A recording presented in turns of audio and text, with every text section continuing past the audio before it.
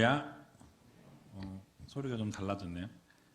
아침에는 이상하게 소리가 되게 먹먹한데 오후가 되면 이게 마이크도 풀리는지 소리가 아주 풍성해집니다. 우리 옆에 계신 분들에게 오늘 이렇게 인사했으면 좋겠습니다. 예수 그리스도를 본받는 교사들이 됩시다. 예수 그리스도를 본받는 교사들이 됩시다.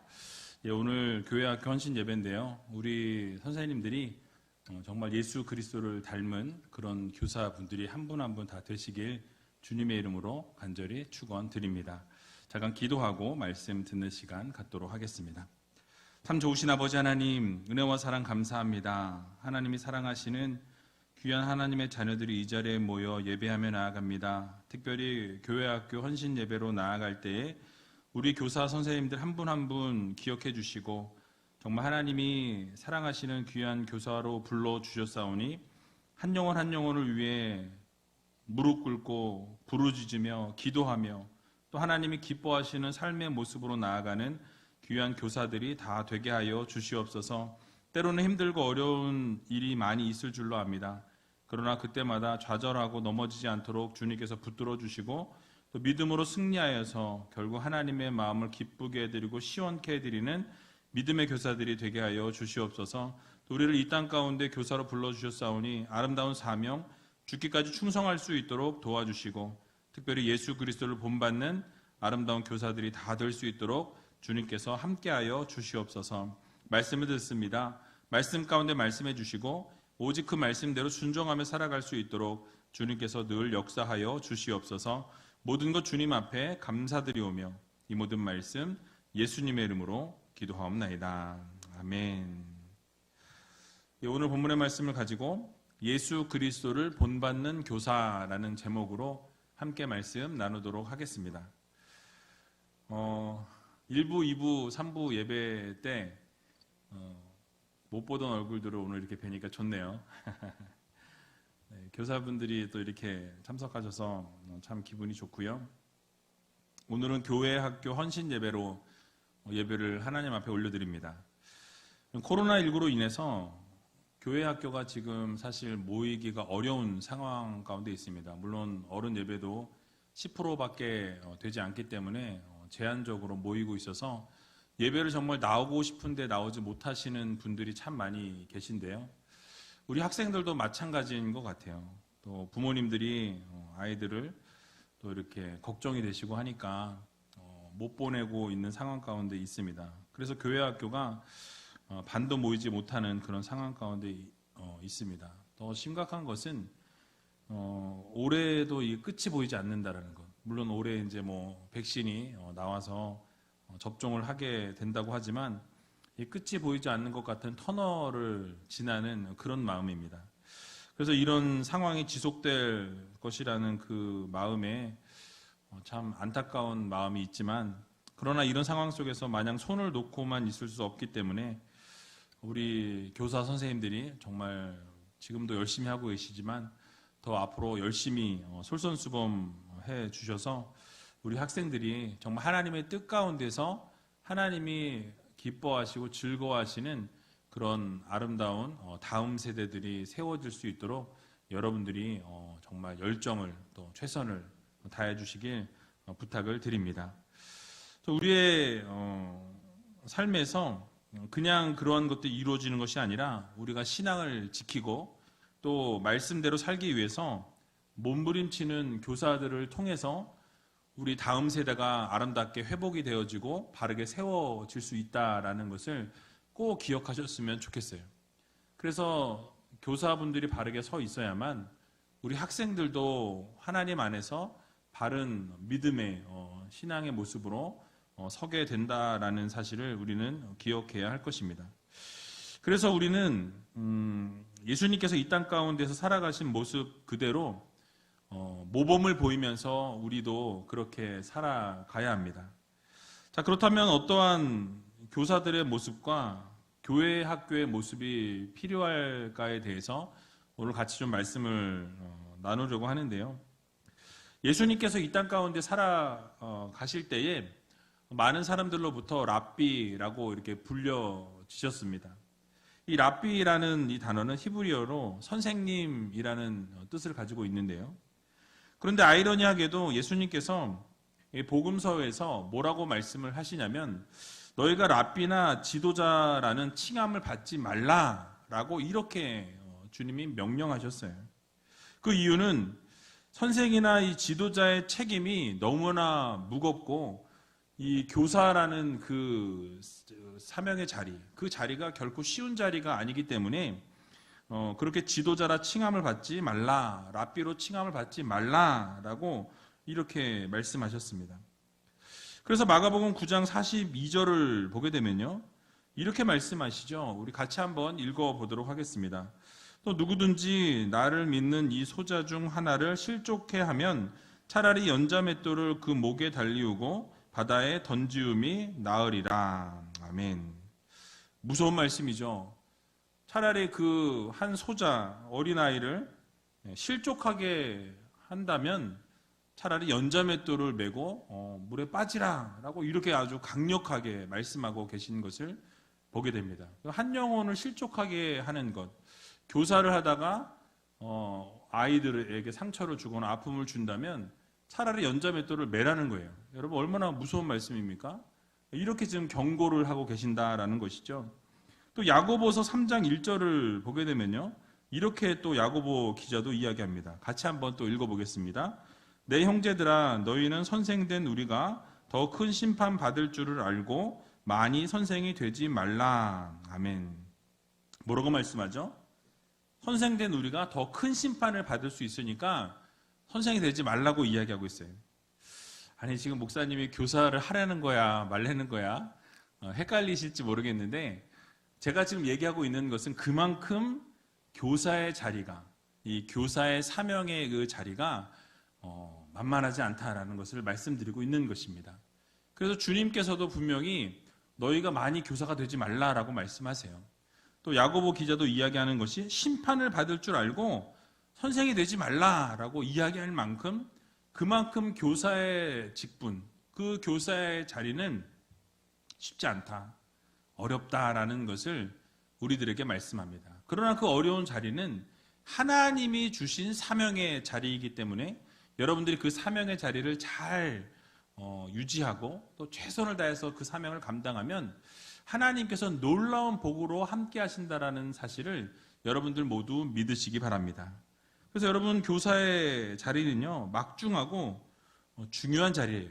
정말로 책임과 사명을 다함에 있어서 부끄러움이 없는 교사들이 되어야 할 것입니다.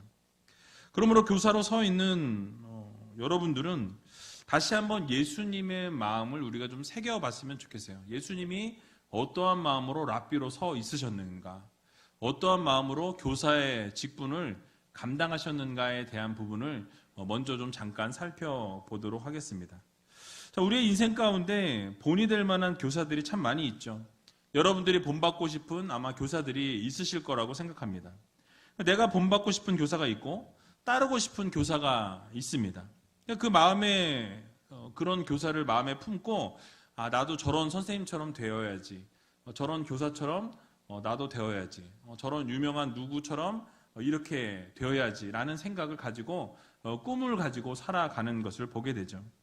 자, 그런데 우리 인생 속에서 유명한 교사들이 많이 있지만 우리 인생에 있어서 최고의 교사는 우리가 가만히 생각해 보면 우리 하나님이 최고의 교사이시다라는 것을 우리는 깨닫게 됩니다.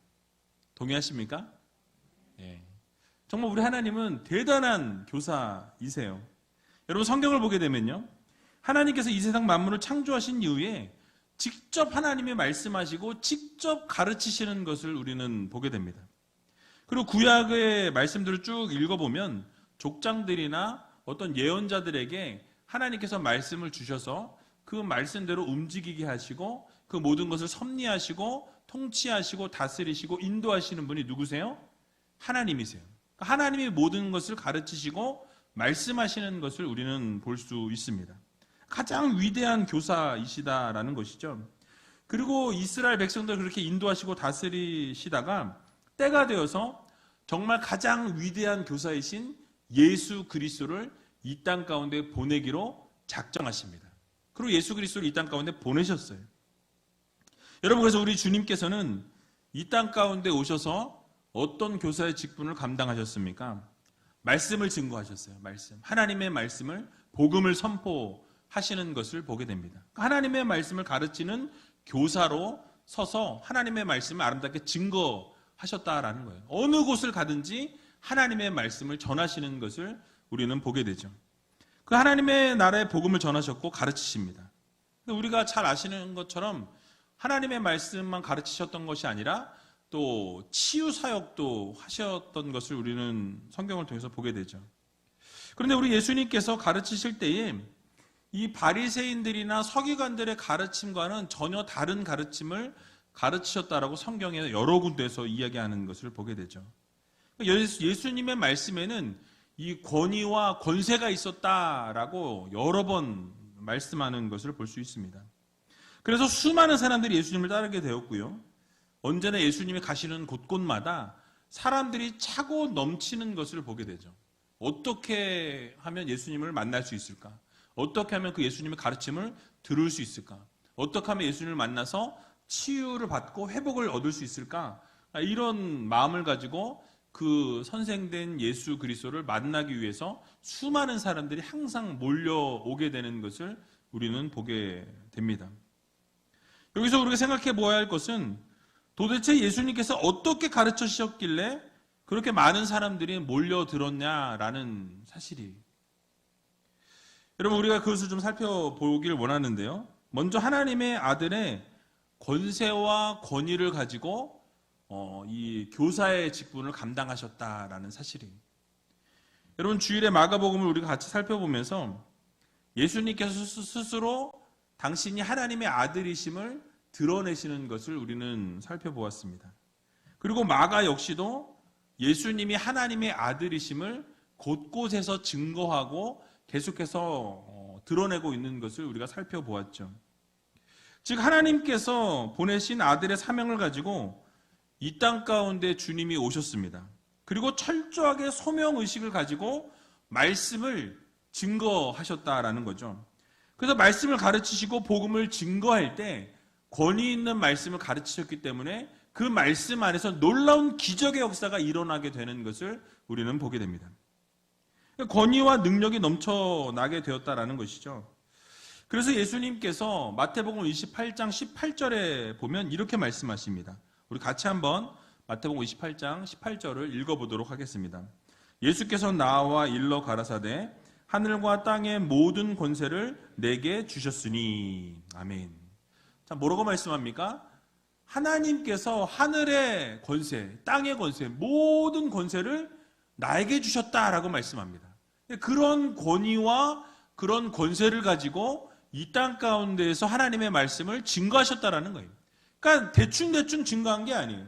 하나님이 주신 그 권위와 권세를 가지고 놀라운 권위를 가지고 하나님의 말씀을 증거하고 복음을 선포할 때 기적의 역사가 일어나지 않을 수 없었던 것입니다.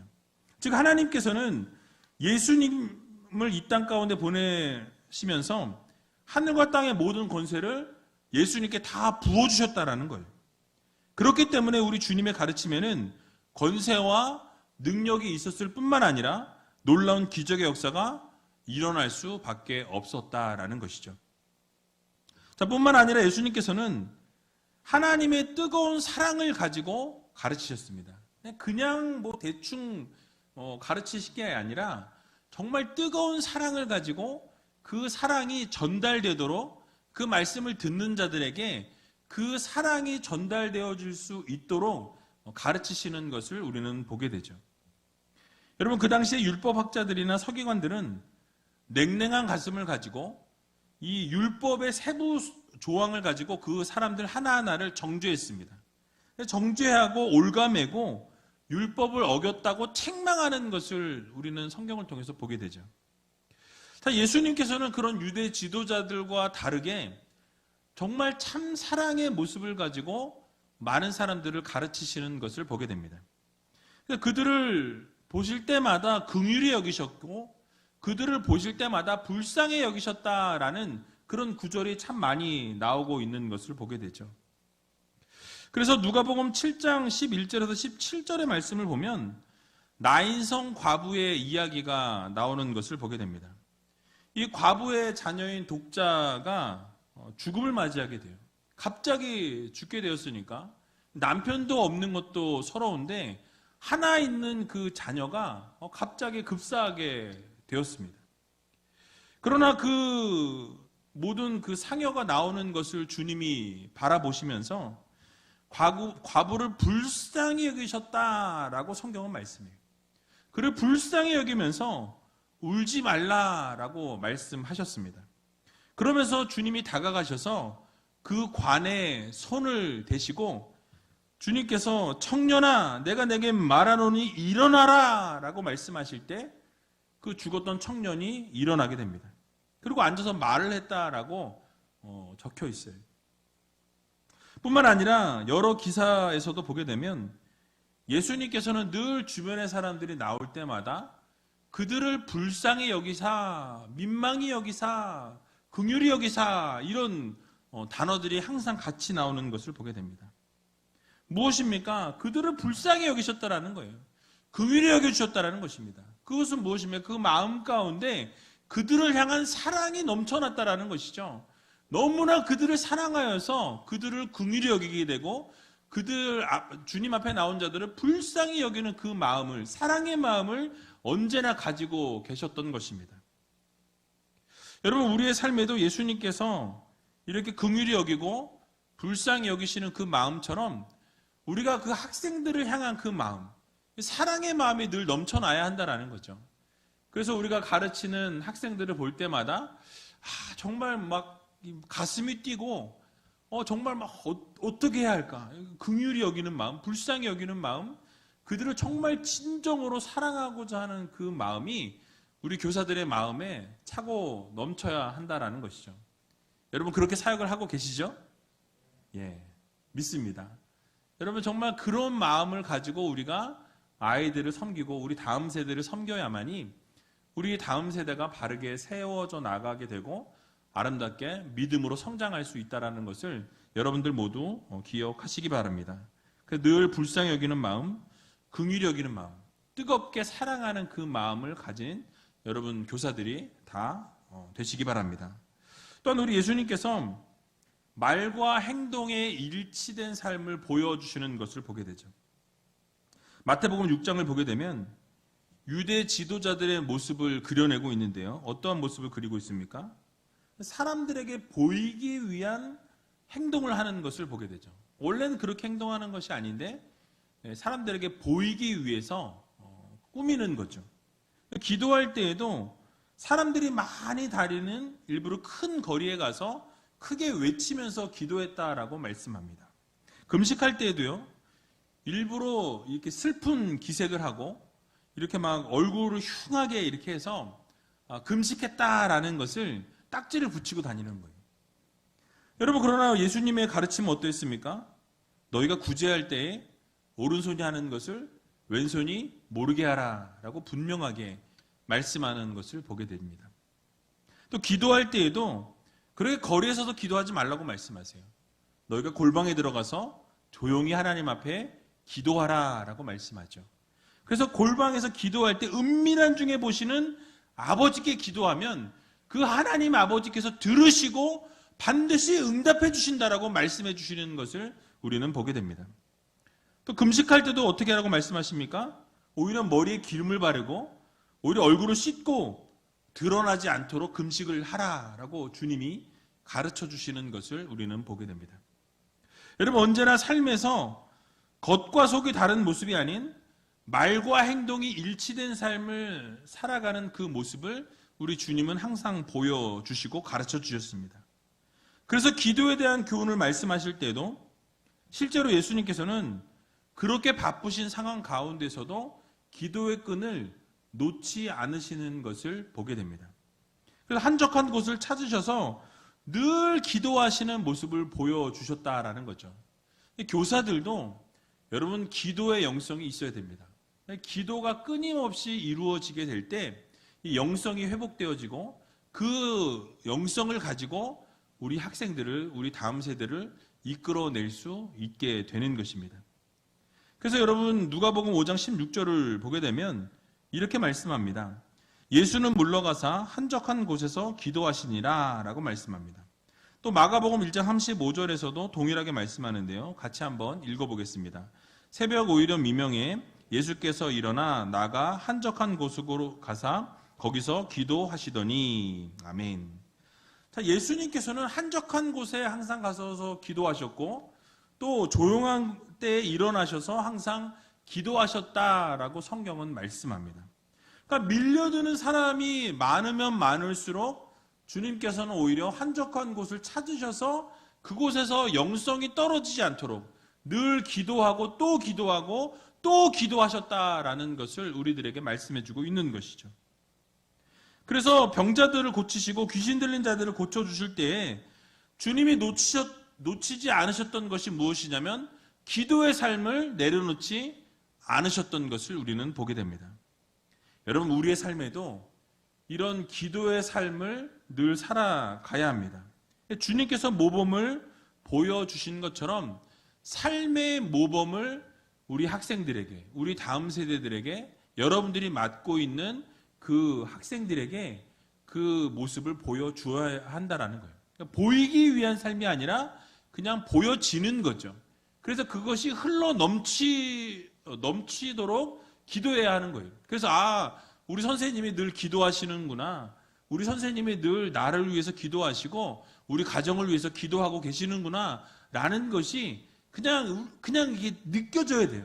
그냥 선생님이 늘 기도하시는 것이 막 영성이 막 이렇게 흘러가지고 차고 넘쳐서 우리 선생님이 항상 나를 위해서 기도하시는 선생님이 계시지라는 그 생각을 우리 아이들이 갖고 있어야 한다는 것입니다. 그래서 여러분 기도해라, 말씀 읽어라, 너희들 예배해라 이렇게 말로 하는 교사가 아니라 야 우리 함께 기도하자, 우리 함께 정말 예배하자, 함께 하나님을 찬양하자 이런 모습의 교사들이 되어야 한다는 것이죠. 그래서 여러분 교사들이 먼저 모범을 보여야 합니다. 예수님께서 모범을 보이신 것처럼 우리가 모범을 보이는 교사들이 되어야 한다라는 거예요. 그래서 오늘 본문 고린도전서 11장 1절에도 보면 사도 바울이 뭐라고 말씀합니까? 우리 같이 한번 오늘 본문 읽어보도록 하겠습니다. 내가 그리스도를 본받는 자 된 것 같이 너희는 나를 본받는 자 되라. 아멘. 자, 바울이 예수 그리스도를 본받는 자 된 것처럼 우리도 바울을 본받는 자가 되어야 한다라고 말씀하죠. 결국 그 말은 무엇입니까? 예수 그리스도를 본받는 삶을 우리가 살아야 한다라고 분명하게 요구하고 있는 것이죠. 여러분 우리의 삶에서 교사로서 우리가 맡은 학생들에게 이런 가르침을 줄 수 있어야 합니다. 예수님께서 언제나 삶의 모범을 보이셨던 것처럼 우리의 삶의 모습 가운데도 늘 모범을 보일 수 있는 교사들이 되어야 한다는 거예요. 언제나 이게 항상 그냥 그렇게 살아가셔야 되는 거예요. 아이들 앞에서만 삶의 모범을 보이는 것이 아니라 늘 여러분들의 삶이 그냥 모범된 교사가 되셔야 돼요. 어디서 만나든 어떤 상황 가운데서 여러분들이 맡고 있는 학생들을 만나더라도 우리 선생님은 항상 거룩한 선생님이야. 영적인 선생님이야. 항상 말씀과 기도에 파묻혀 계신 선생님이야.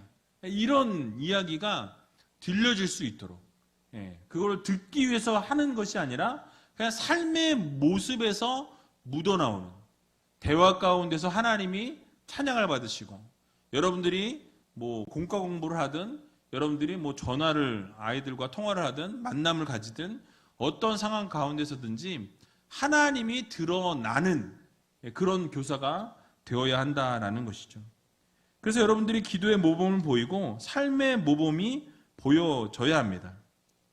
여러분 또 주님께서 섬김의 본을 보이신 것처럼 우리 교사들도 섬김의 본을 보이는 교사들이 되어야 합니다. 여러분 예수님께서 이 땅 가운데 계실 때 섬기기 위해서 오셨다라고 분명하게 말씀하죠. 내가 섬김을 받으려 함이 아니라 섬기기 위해서 이 땅 가운데 오셨다라는 것을 분명하게 밝히고 계십니다. 그래서 마태복음 20장 28절을 보게 되면요. 주님이 이렇게 말씀하시죠. 우리 같이 한번 마태복음 20장 28절을 읽어보도록 하겠습니다.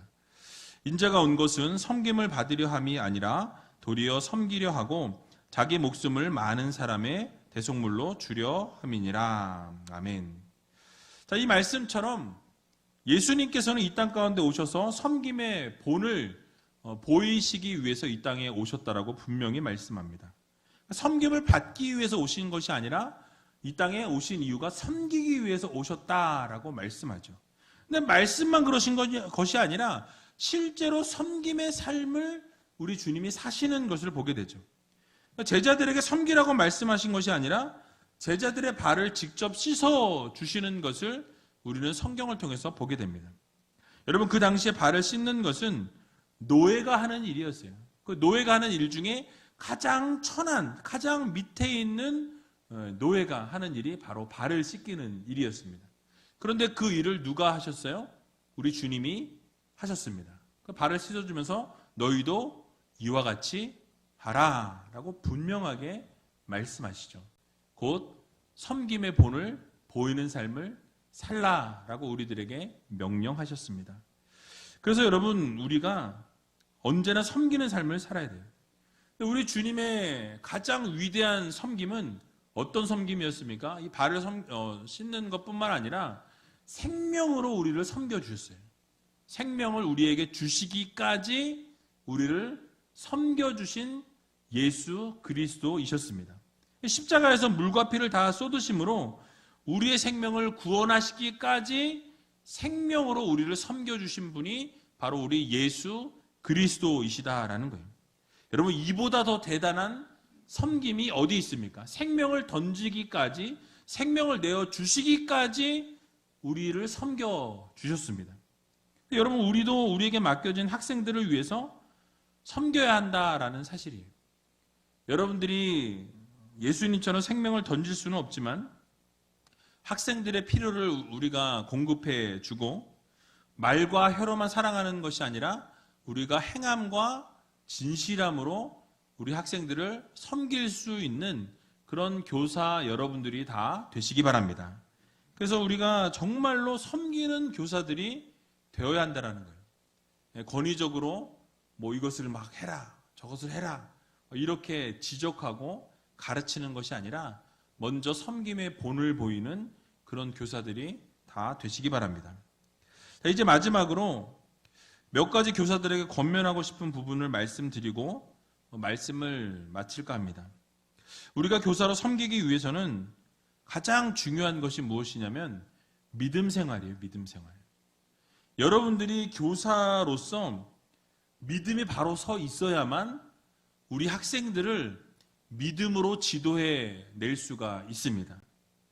여러분, 내 믿음이 바로 서 있지 못한데 어떻게 학생들의 믿음을 여러분들이 이끌어낼 수 있겠냐라는 거예요. 그러니까 내 믿음이 바로 서 있어야만 학생들의 믿음도 이끌어낼 수 있는 거예요. 내 믿음이 바로 서 있지 못하면서 우리 학생들의 믿음을 이렇게 성장시키고 성숙시킨다라는 것은 어불성설이죠. 말이 안 된다라는 것입니다. 그래서 언제나 여러분들의 믿음이 바로 서 있는지 여러분들의 믿음을 스스로 점검해 보시기 바랍니다. 그래서 예배에 내가 소홀하고 있진 않은지, 기도 생활에 소홀하고 있진 않은지, 내 믿음이 정말로 하나님이 기뻐하시는 믿음 생활로 서 있는지를 여러분 자주 점검하셔야 돼요. 그래서 여러분이 예배에 소홀히 여기지 말고 예배에 생명을 걸 수 있는 교사들이 다 되시기 바랍니다. 그러니까 예배를 통해서 우리의 믿음이 회복되어지고 예배를 통해서 우리의 믿음이 세워진다라는 것을 여러분들 기억하셔야 합니다. 바른 예배로부터 믿음의 시작이 이루어지는 거예요. 여러분, 예배 생활을 엉망으로 하면서 학생들에게 믿음 생활을 열심히 하라는 것은 앞뒤가 안 맞는 거예요. 내가 믿음 생활 바로 하지 못하는데 어떻게 학생들에게 믿음을 요구할 수가 있고 바른 믿음 생활을 하라고 말할 수가 있겠습니까? 그러니까 어렵고 힘이 들수록 우리는 더욱 믿음을 붙들고 모든 것을 믿음 생활에 걸어야 한다라는 사실이에요. 그래서 어떠한 시련이나 어떠한 어려움이 찾아올지라도 우리의 이 믿음을 지키고 학생들을 믿음의 길로, 바른 길로 인도할 수 있는 교사들이 되어야 할 것입니다. 그러므로 누가 뭐라고 하든지 여러분 흔들리지 말고 믿음의 길을 걸어갈 수 있는 귀한 우이제일교회 모든 교사들이 다 되시기 바랍니다. 자, 또한 사랑으로 학생들을 가르쳐야 합니다. 요즘 아이들의 특징이요, 반응이 없는 거예요. 반응이 없어요. 우리 애들도 제가 얘기하다 보면 큰애는 반응이 없어요. 그래서 참 좋아도 대답이 없고, 이게 좋은 건지 싫은 건지 안 좋은 건지 도통 모르겠어요. 컨셉이 그래요, 컨셉이. 대답이 없고 반응이 없고. 근데 여러분, 반응이 없는 것 같으나 아이들은 반응이 있습니다. 반응을 한다라는 거예요. 여러분, 사랑은요, 통하게 돼 있어요. 여러분들이 정말 진정으로 사랑하는 마음을 가지고 그 아이들을 대하면요, 아이들이 움직이지 않는 것 같고, 아이들이 바뀌지 않는 것 같고, 변하지 않는 것 같고, 아무런 반응이 없는 것 같으나 그 아이들이 조금씩 조금씩 달라지는 것을 여러분 경험하게 된다라는 사실이에요. 그래서 여러분, 진심으로 사랑해주고 아껴주고 헌신하면서 예수 그리스도의 사랑을 우리가 실천하게 되면 결국 아이들이 반응이 없는 것 같지만 반응을 하게 되고요, 결국 놀라운 은혜와 놀라운 변화가 일어나게 되는 것을 경험하게 될 것입니다. 여러분, 혹시 아이들의 반응이 없다고, 또 내 삶에 문제가 생겼다고 중도의 교사를 포기하거나 여러분 중도에 내려놓는 일이 없도록 여러분 스스로를 잘 다스리시고 아이들에게는 언제나 사랑의 모습으로 서 있는 교사들이 되어야 합니다. 그래서 문제가 생기거나 어려움이 학생들에게 생겼을 때, 나를 사랑해주는 우리 선생님이 계시지, 선생님께 나올 수 있도록, 선생님을 떠올리고 선생님께 달려올 수 있도록 여러분 그런 사랑을 부어주는 그런 교사분들이 다 되시기 바랍니다. 또한 영적으로 성장하셔야 돼요. 교사들의 영성이 날로 날로 성장해야 합니다. 매년 교사들이 제자리 걸음을 하거나 뒷걸음질을 치게 되면은 여러분 학생들도 그 영성을 그대로 닮아가게 된다라는 거예요. 그러니까 교사들의 영성이 뒤로 처지면요, 우리의 학생들의 영성도 처지게 되어 있어요. 그래서 여러분, 성경에도 교사들이 그리스도의 장성한 분량이 충만한 데까지 이르도록 노력하고 최선을 다하라 라고 말씀하죠. 여러분, 그런데 그것이 그냥 이루어지는 것이 아닙니다. 가만히 있으면 영성이 회복될 것 같지만 절대로 가만히 있어서는 영성이 회복되고 성장할 수 없다라는 거예요. 여러분들이 노력한 만큼, 여러분들이 거기에 쏟아 부은 만큼 여러분들의 영성은 세워지고 여러분들의 영성은 회복되어지는 것입니다. 그래서 말씀을 늘 듣고 날마다 말씀과 기도에 최선을 다하는 그런 교사들이 되어야 할 것입니다. 말씀을 듣고, 말씀을 읽고, 말씀을 묵상하고, 말씀을 나누고, 그 말씀 가운데에서 우리가 최선을 다하는 삶을 살아가게 될 때, 또 기도에 더욱 정진하고 하나님과는 계속 인격적인 교제를 나누고 하나님과 어떻게든 더 교제하고자 하는 몸부림이 있게 될 때 우리의 믿음은, 우리의 영성은 성장하게 되어 있다라는 것을 여러분 모두 믿으시기 바랍니다. 그래서 여러분 늘 어느 자리에 있든지 예수님과 동행하는 삶을 살기 위해서 몸부림치는 교사들이 되시기 바랍니다. 그래서 주님과 인격적으로 만나고 하나님을 더 알기 위해서 노력하고 최선을 다하는 모습이 우리 교사들의 모습 가운데 있어야 한다라는 것이죠.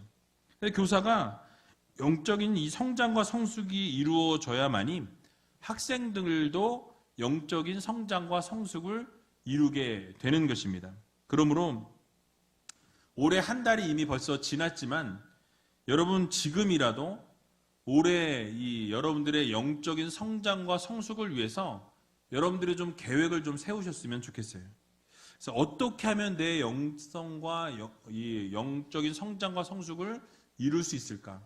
계획을 세우고 그 계획에 따라서 여러분들이 뭐 기도하는 시간을 일정하게 갖든, 여러분들이 예배하는 시간을 일정하게 갖든, 여러분들이 어떤 영적인 성장과 성숙을 위해서 계획을 세우시고 그대로 실천을 하시기 바랍니다. 그래서 그렇게 계획을 세우게 될 때에 결국 예배를 사모하고 말씀을 아는데 최선을 다하고 기도에 열정을 낼 때 여러분들이 영성이 더욱더 세워지고 회복되어진다는 것을 여러분 믿으시고 최선을 다할 수 있는 우리 교사들이 다 되시기 바랍니다.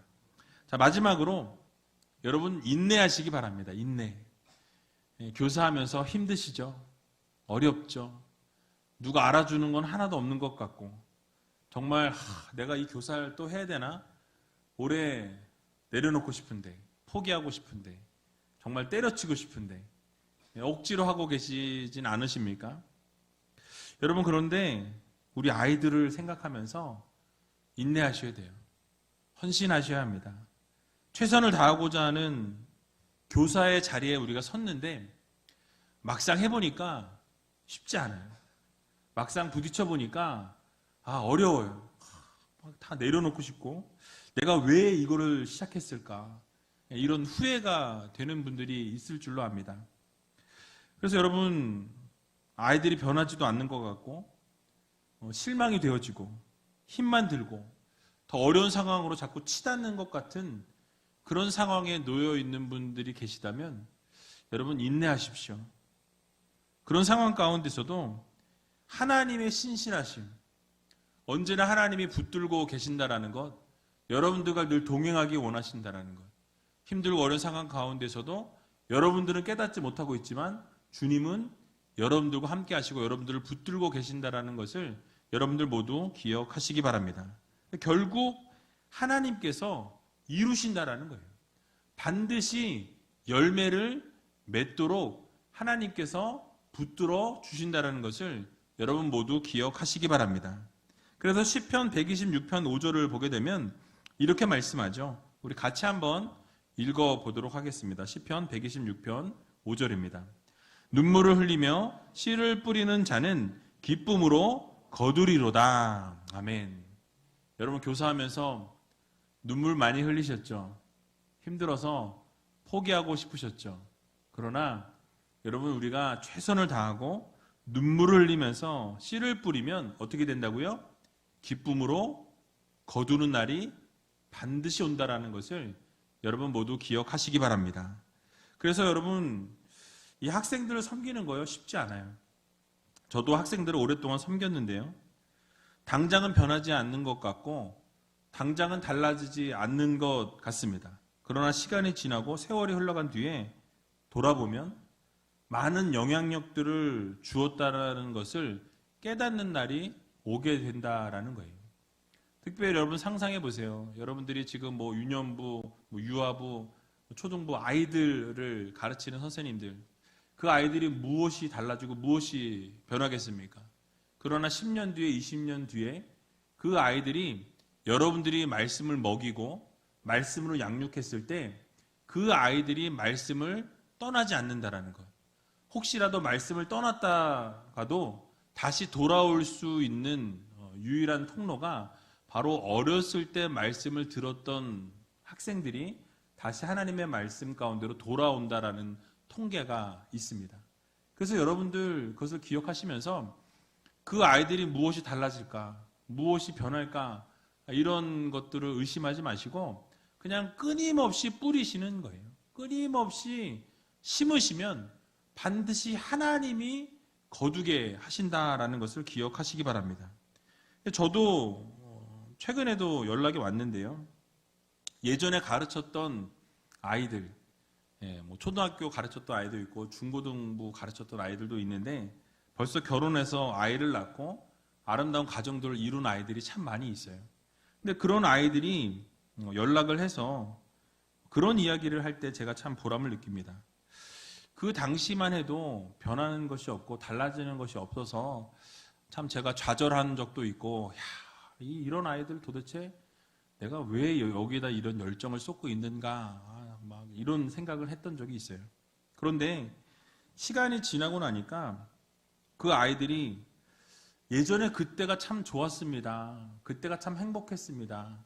그리고 그때 그렇게 열정을 쏟아주셔서 제가 믿음을 떠나지 않고 하나님을 저버리지 않고 지금까지 믿음 생활을 할 수 있는 정말 귀한 계기가 바로 목사님이셨습니다라는 이야기를 들었을 때 너무나 너무 감사한 거예요. 너무나 기뻤습니다.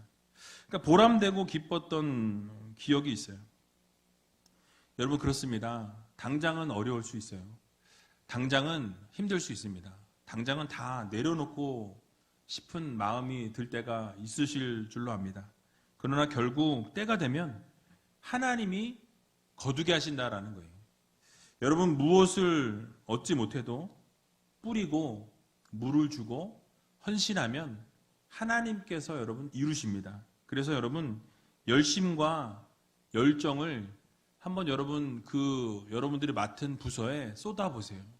그러면 하나님께서 반드시 갚아주시고 하나님께서 반드시 그들의 삶 가운데 움직이시고 일하신다라는 것 여러분 모두 믿으시고 정말 5년 뒤, 10년 뒤, 아니 20년 뒤를 바라보시면서 여러분들 다음 세대를 위해 헌신하시는 그 헌신과 섬김과 사랑이 결국 열매를 맺게 된다는 것, 너무나 아름다운 열매를 맺게 된다는 것을 여러분 모두 믿으시고 여러분들이 하고 있는 그 사역 정말 아름다운 사역입니다. 최선을 다하셔서 감당하심으로 하나님의 마음을 기쁘게 해드리고 시원케 해드릴 수 있는 저와 여러분들이 다 되시길 주님의 이름으로 간절히 축원을 드립니다.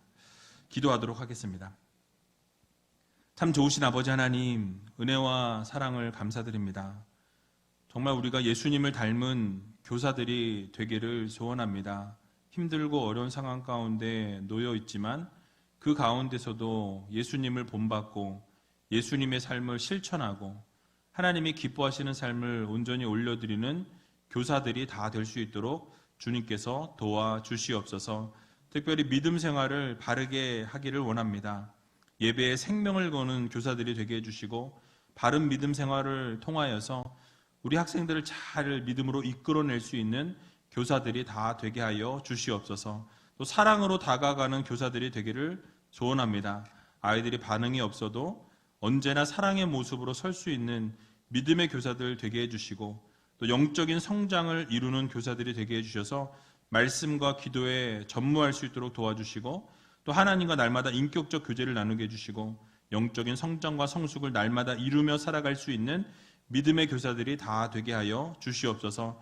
또 특별히 변화가 없을지라도 인내하는 교사가 되기를 소원합니다. 변화가 없고 달라지지 않는 것 같으나 눈물로 씨를 뿌리게 될 때 하나님께서 반드시 거두게 하신다는 사실을 기억하며 날마다 씨를 뿌리고 물을 주고 헌신하고 수고하고 봉사하는 믿음의 교사들이 다 될 수 있도록 주님께서 도와주시옵소서. 모든 것 주님 앞에 감사드리오며 이 모든 말씀 예수님의 이름으로 기도하옵나이다. 아멘.